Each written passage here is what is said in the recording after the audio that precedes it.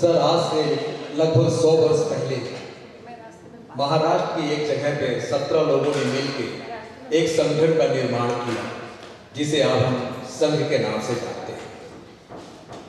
उसमें एक व्यक्ति उसके अगुआ बने और कुछ लोगों ने एक विचार रखा, और वो विचार वहां से लेके आज तक जो मुझे जानकारी है लगभग 10 लाख शाखाएं पूरे देश में, और लगभग 65 से 68 देशों में आज संघ का कार्य चल रहा है। संघ अपने 100 वर्ष की यात्रा को लेकर कहां से चला था, कहां तक पहुंचा, कितना सफल हुआ, इन सब बातों को लेकर हमारे बीच डॉक्टर जितेंद्र जानदार संघ विचारक आए हुए हैं।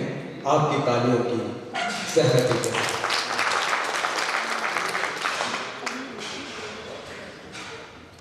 मैं आपको बता दूं कि जब संघ का जन्म हुआ था तो सर की पीढ़ी उसी समय से जुड़ी हुई है। सर की माता जी संघ से जुड़ी हुई थी, राष्ट्रीय एकता समिति, और तब से लेके आज तक लगातार आप संघ से जुड़े हुए हैं। आज हम सर से संघ के बारे में जानेंगे और कुछ मीठे सवाल के साथ कुछ तीखे सवाल भी सर से संघ के बारे में करेंगे, सर की सहमति के बाद। इससे पहले कि हम संघ की चर्चा करें, मैं आदरणीय कैलाश जी के बारे में एक ऐसी बात आप सबको बताना चाहता हूं कि जिसको सुनकर आप सब हैरान हो जाएंगे। अपने जीवन में कोई व्यक्ति कितने लोगों को भोजन करा सकता है? अपने पूरे जीवन में प्रयत्न करने पर कोई व्यक्ति कितने लोगों को भोजन करा सकता है? इस प्रश्न का शायद आपके पास उत्तर नहीं होगा। मेरी जानकारी के अनुसार आज तक पिछले 25 वर्षों में कैलाश जी ने कम से कम 5 लाख लोगों को भोजन कराया है। 5 लाख कम से कम, शायद ये संख्या 6 के आसपास है, ऐसा मेरा अंदाज है। तो एक बार उनके लिए फिर जोरदार तालियां, और इसके बाद मैं प्रश्नोत्तरों के लिए तैयार। सर, संघ की तीसरी चौथी पीढ़ी से आप आते हैं। संघ को 100 वर्ष हो गए। संघ को आपने बहुत नजदीक से देखा। क्या लक्ष्य और विचार लेकर संघ चला था और कहां तक पहुंचा? संघ का लक्ष्य और उद्देश्य, ये 2 अलग अलग इसके आयाम हैं। संघ का उद्देश्य है पूरे विश्व में हिंदू समाज का संगठन, मतलब दुनिया के किसी भी कोने में कहीं भी हिंदू हो तो वो व्यक्ति विश्व के अन्य हिंदुओं से जुड़े। तो एक संगठन इस रूप में संघ का उद्देश्य है कि 100% हिंदुओं को जोड़ना। लक्ष्य क्या है? लक्ष्य यह है कि जब तक समाज का प्रत्येक व्यक्ति संघानुकूल नहीं हो जाता, तब तक कार्य करते रहना। और मुझे लगता है कि लक्ष्य और उद्देश्य, इन दोनों की पूर्ति में संघ सही रास्ते पर चल रहा है। मंजिल अभी दूर है, अभी ये हुआ नहीं है, पर मुझे लगता है कि जिस प्रगति से, जिस गति से अब प्रगति दिखाई पड़ रही है, वो दिन दूर है। कहा जाता है कि संघ भारत को हिंदू राष्ट्र बनाना चाहता है। इस देश में और भी लोग रहते हैं, उनका क्या होगा? भारत हिंदू राष्ट्र है, बनाना नहीं चाहता। इसको कोई हिंदू राष्ट्र बना नहीं सकता। भारत अनादिकाल से अनंत काल तक हिंदू राष्ट्र ही है और हिंदू राष्ट्र ही रहेगा। उसको बनाने की जरूरत नहीं। रहा सवाल अन्य धर्मियों का, तो जहां हिंदू ये शब्द आता है वहां सर्व समावेशकता ये अनिवार्य घटक है। और इसलिए हिंदू राष्ट्र में प्रत्येक जाति का, प्रत्येक धर्म का, प्रत्येक भाषा का, प्रत्येक वर्ण का व्यक्ति पूरी तरह सुरक्षित है, इसकी गारंटी है। और इसलिए हिंदू राष्ट्र के अंदर सबका स्वागत है। अपने शास्त्र कहते हैं आनो तत्रा कर्तव्यो यंतु विश्वतः। दुनिया में कहीं भी अच्छे विचार हो, इलाके भी कहेंगे कि उनका यहाँ पर स्वागत स्वागत है, सबका यहाँ पर स्वागत है। संघ विश्व का सबसे बड़ा स्वयंसेवी संगठन है, लेकिन पंजीकृत है। लोग ये पूछते हैं, इसकी क्या वजह है? नहीं, देखिए, संघ को एक तो पंजीकृत करने की आवश्यकता इसलिए नहीं है कि सरकार से किसी मदद की अपेक्षा नहीं है। पंजीयन की प्रक्रिया ये 1973 के पंजीकरण नियमों के आधार पर होती है। और वो क्यों होती है? तो जो संस्था 1973 के नियमों के अंतर्गत पंजीकृत है, वही शासकीय अनुदान के लिए या किसी प्रकार की मदद के लिए योग्य है। और संघ को इस प्रकार की कोई मदद की अपेक्षा ही नहीं है, तो पंजीकृत करने की आवश्यकता नहीं है। और पंजीकृत ना करना ये किसी भी संगठन का अपना विचार है। जो चाहे वो पंजीकृत कराए, जो ना चाहे उसकी आवश्यकता नहीं। और संघ अभी तक जो कार्य कर रहा है उसमें ना तो पंजीकृत करने की आवश्यकता कहीं है और ना कभी होगी। संघ का इतना बड़ा संगठन से इतनी व्यवस्थित और अनुशासित ढंग से चल रहा है पूरे देश में और विदेश में, तो इसके लिए क्या कहीं से धन मिलता है? संघ को 100% धन संघ के स्वयं सेवकों की गुरुदक्षिणा से प्राप्त होता है। जो संघ के स्वयं सेवक हैं, और मैं थोड़ा सुधार कर दूं आपके स्टैटिस्टिक्स में, अभी वर्तमान परिस्थितियों में ऐसा लगता है, क्योंकि अभी इसकी मार्च के दूसरे सप्ताह में अखिल भारतीय प्रतिनिधि सभा होगी। उस अखिल भारतीय प्रतिनिधि सभा में माननीय सर कार्यवाह सभी आंकड़ों को रखेंगे। और मेरी अपेक्षा यह है कि इस वर्ष संघ के स्वयंसेवकों की संख्या 1 करोड़ को क्रॉस करे। 1 करोड़।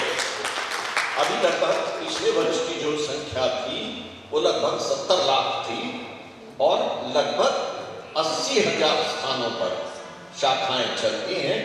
80,000 स्थानों पर। उसके अलावा साप्ताहिक मिलन है जो लगभग 23,000 है।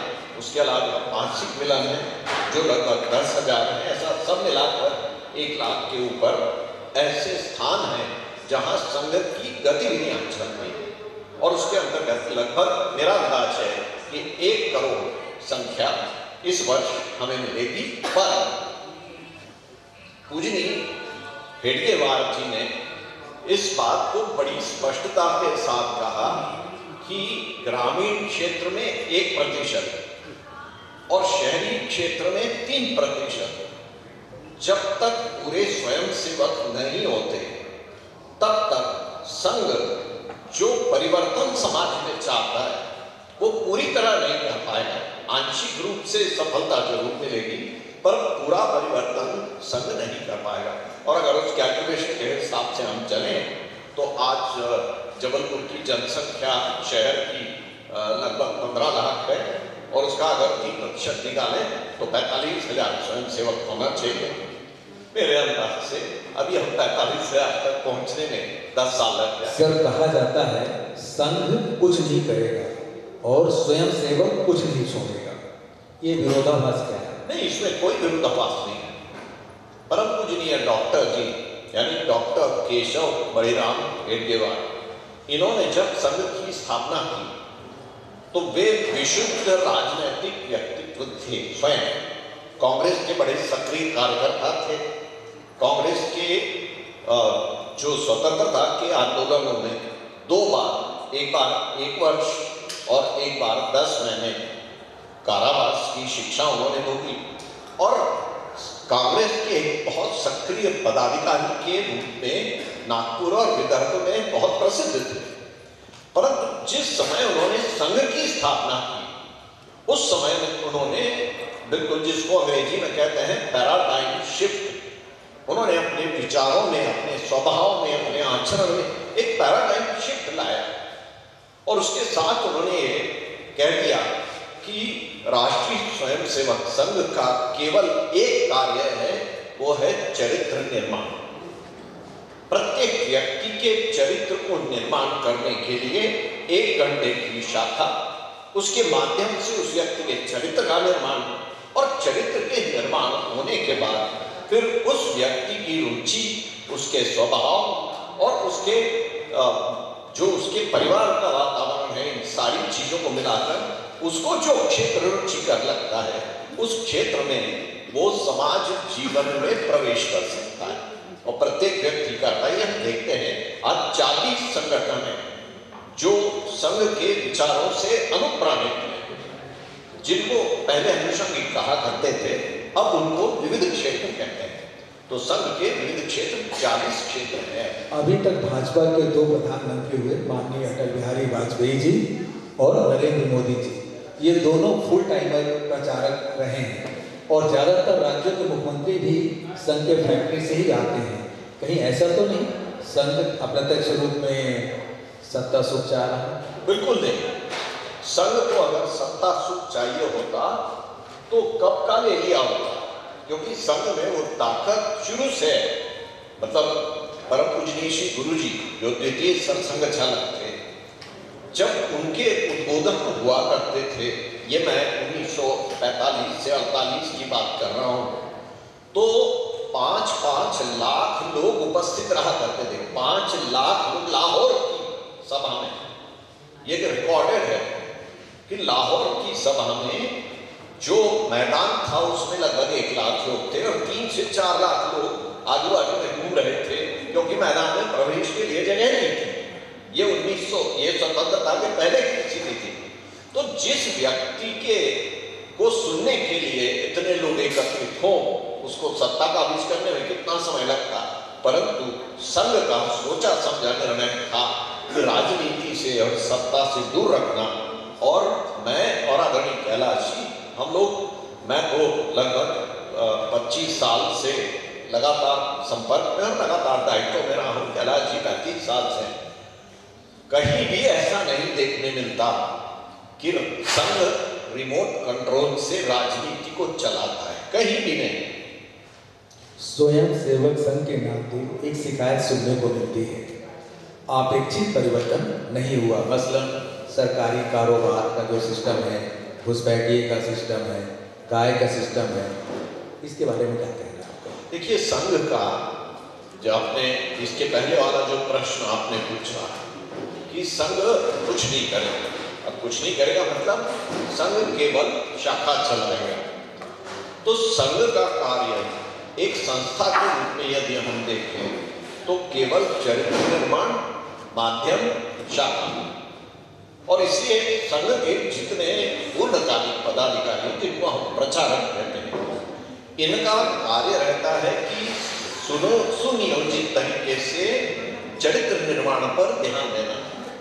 फिर जिनके चरित्र का निर्माण हो जाता है उनसे अपेक्षाएं रहती हैं कि जैसे चरित्र का निर्माण हुआ है उसके अनुरूप समाज जीवन में कार्य करें। अब देखिए, अल्टीमेटली ये समाज है, इस समाज में से ही लोग निकल के आ रहे हैं, चाहे वो प्रचारक हो, चाहे वो राजनीतिज्ञ हो, चाहे वो समाज सेवी हो, और जैसा समाज है वैसा परिणाम को दिखाई पड़ता है। आप कहते हैं राजनीति संघ का विषय नहीं है, समाज जागरण, समाज जागरण है। तो संघ के लोग राजनीतिक दखलंदाजी क्यों करते हैं? नहीं, संघ कभी राजनीति में दखलंदाजी नहीं करता।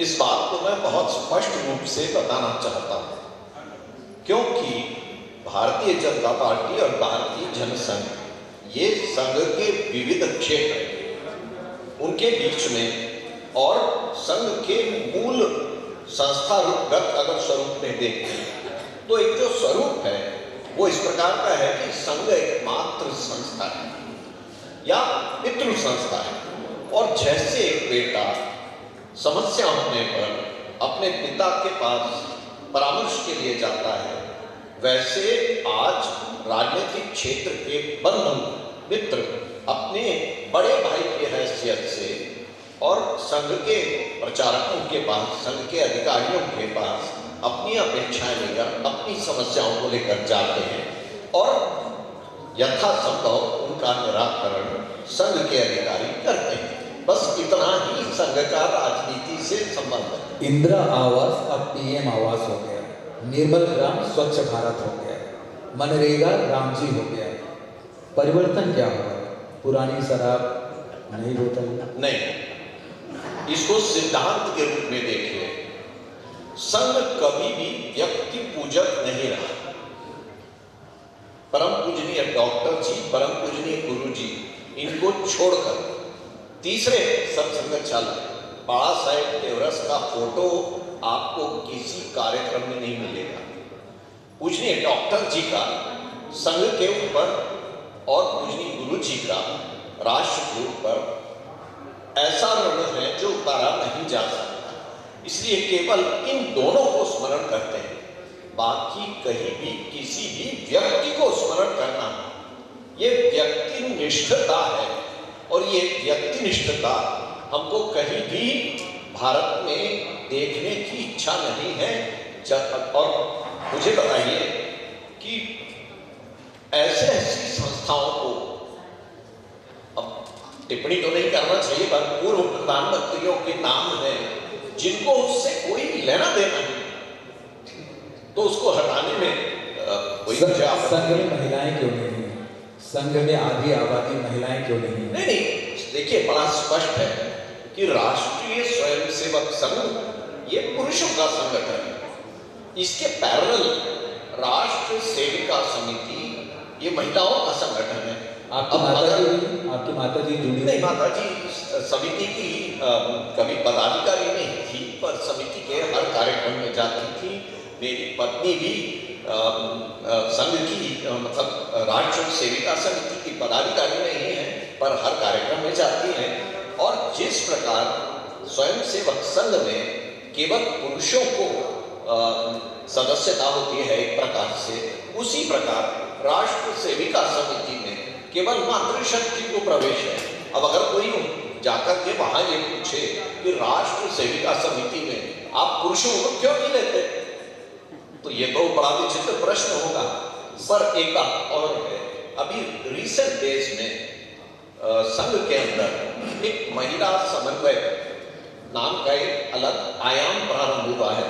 और महिला समन्वय में सामान्य रूप से ऐसी महिलाएं जो समिति की सदस्य नहीं है, पर उनके पति, पिता, भाई ये राष्ट्रीय स्वयंसेवक संघ में सक्रिय हैं, तो ऐसी महिलाओं को अपने साथ में लेकर चलने का ये प्रयास है। संघ के ऊपर एक जातिवाद का आरोप आता है कि सारे सर संघ चालक ब्राह्मण ही हैं, उसमें कोई पिछड़ा आदिवासी क्यों नहीं बना? बिल्कुल नहीं है, ऐसा जरा भी नहीं। पहली चीज तो यह है कि संघ जाति को देखता ही नहीं। यहां तक कि जब संघ में स्वयंसेवक परिचय देते हैं तो अपना सरनेम नहीं बोलते, केवल नाम बताते हैं, ताकि जाति का मतलब परिचय देना।